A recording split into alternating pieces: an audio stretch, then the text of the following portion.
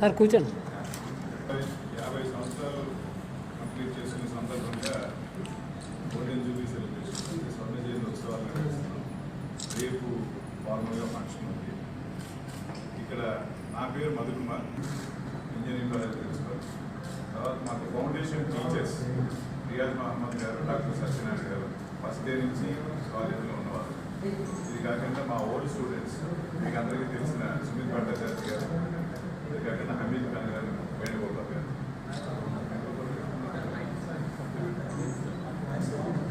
అందరూ కూడా ఈరోజు ఏంటంటే ఈ ఉత్సవాల్లో పాల్పంచుకోవడానికి స్పెషల్ హైలైట్ ఏంటంటే మా ఫౌండేషన్ చైర్మన్ రోజుల్లో జిల్లా కలెక్టర్గా ఉన్నటువంటి జయభారత్ రెడ్డి గారు 30 సంవత్సరాల రేంజ్లో ఉండడంతో వారు దీనికి కూడా రావడానికి అవకాశం దొరికింది.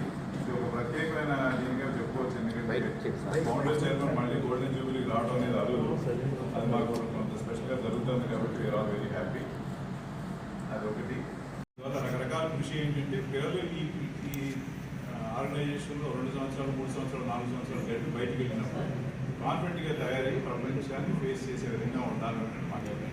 Thank you sir. మళ్ళీ థర్డ్ సైకిల్ ఇప్పుడు రావాలి.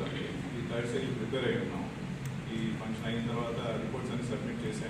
73, 74లో ఎన్రోల్ అయిన సందర్భంగా ఉన్నవాడు అందరూ తిరిగి వచ్చి ఇక్కడ సెలబ్రేట్ చేసుకోవడం అనేది ఒక గొప్ప హైలైట్గా మన ఉద్దేశం. మీరందరూ చూస్తూనే ఉన్నారు. కొరియా కాలేజీ 50 సంవత్సరాల్లో ఒక బీకామ్ కోర్స్ దగ్గర నుంచి ఈరోజు రకరకాల కోర్సులతోటి 120 మంది స్టూడెంట్స్ దగ్గర నుంచి 6,500 స్టూడెంట్స్ వరకు ఈరోజు పెరిగింది. ఆ రోజున ఒక 6-7 మంది టీచర్స్తో మొదలైనటువంటి ఈ రోజున 400 మంది స్టాఫ్ మెంబర్స్తో ఉన్నాం. ఈ రకమైనటువంటి వృత్తిలో రకరకాల మనుషులు రకరకాల కంట్రిబ్యూషన్స్ చేశారు.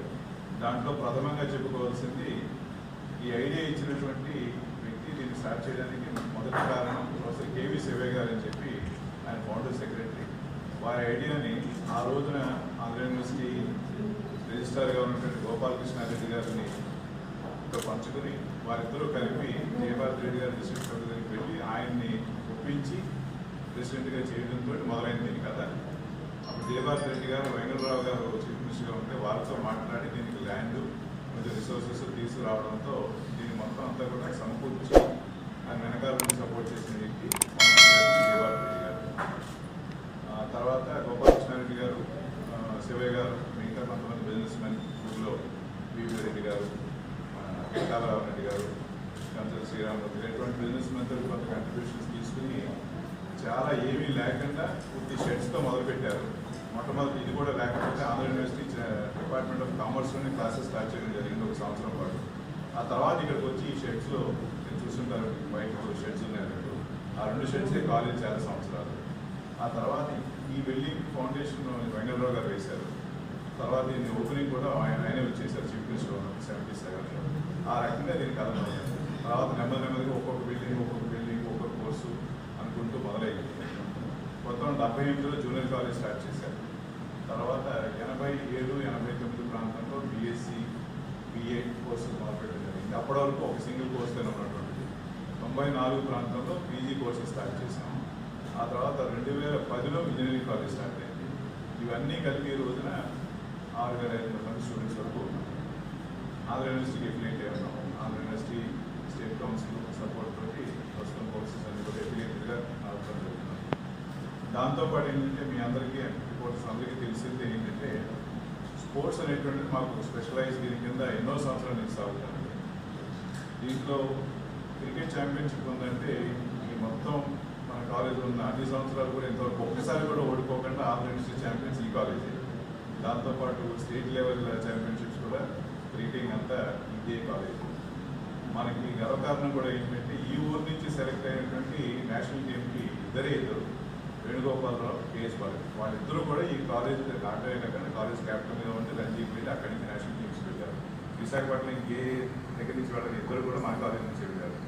ఇది కాకుండా అథ్లెటిక్స్ కానీ కాలేజ్ అంటే నాట్ ఫర్ ప్రాఫిట్గా రన్ అవుతుంది కాబట్టి మొత్తం ఊళ్ళో ఎవరికి బెనిఫిట్ చెందినా తప్పలేదు. మా స్టూడెంట్స్ అనే కాకుండా ఎన్నో డ్రైవ్స్ మీకు గుర్తుండే ఉంటుంది. ఒకసారి ఒక ప్రత్యేకమైన డ్రైవ్ నాస్కామ్తో చేసినప్పుడు 15,000 మంది స్టూడెంట్స్ మిగతా డిస్ట్రిక్ట్ కూడా వచ్చి ఇక్కడ 2 రోజుల్లో జరిగింది.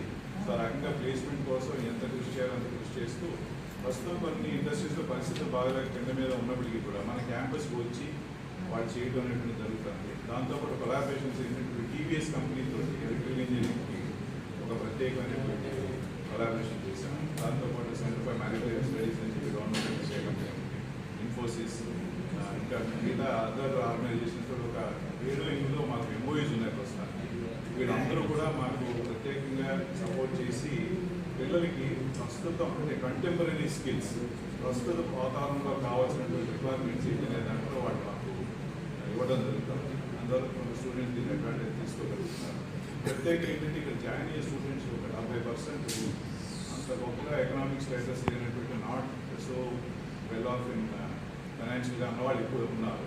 అందుకోసం వాళ్ళకి ఎంత మంచి జరిగింది సోషల్ సర్వీస్ కింద లెక్కేసుకుని మా స్టాఫ్ కొంచెం తక్కువ జీతాలైనప్పటికీ కూడా గవర్నమెంట్ రిలేటెడ్ స్కేల్స్ ఎలా ఉన్నాయో ఆ రకంగానే మనం ఫీజు కూడా ఛార్జ్ చేయడం జరుగుతుంది.